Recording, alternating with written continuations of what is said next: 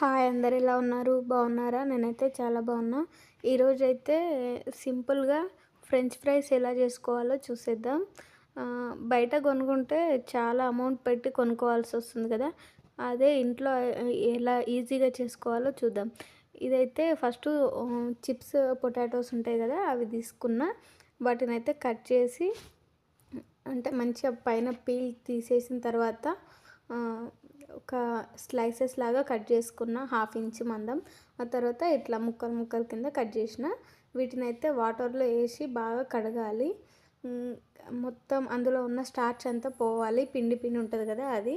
తర్వాత వాటర్‌లో ఏస్తే ఇట్లా మంచిగా ట్రాన్స్‌పరెంట్‌గా కనిపియాలి. ఆ తర్వాత వాటర్ బాయిల్ చేసి అందులో కొద్దిసేపు ఉడకబెట్టాలి. ఒక 40% అట్లా.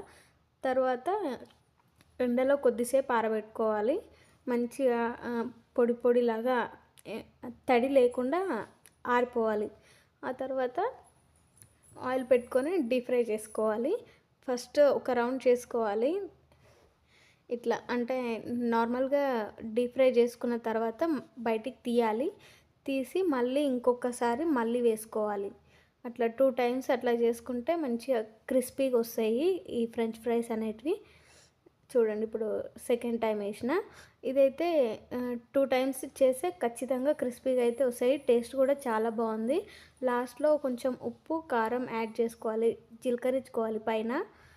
అది జీలకరించుకొని మీకు నచ్చితే ఇంకేమైనా మసాలా కూడా వేసుకోవచ్చు. నేనైతే ఓన్లీ ఉప్పు, కారం వేసుకొని కలుపుకున్నా.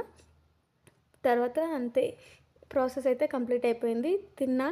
చాలా బాగున్నాయి. మీరు కూడా ఒకసారి ట్రై చేయండి. వీడియో నచ్చితే లైక్ చేయండి, షేర్ చేయండి.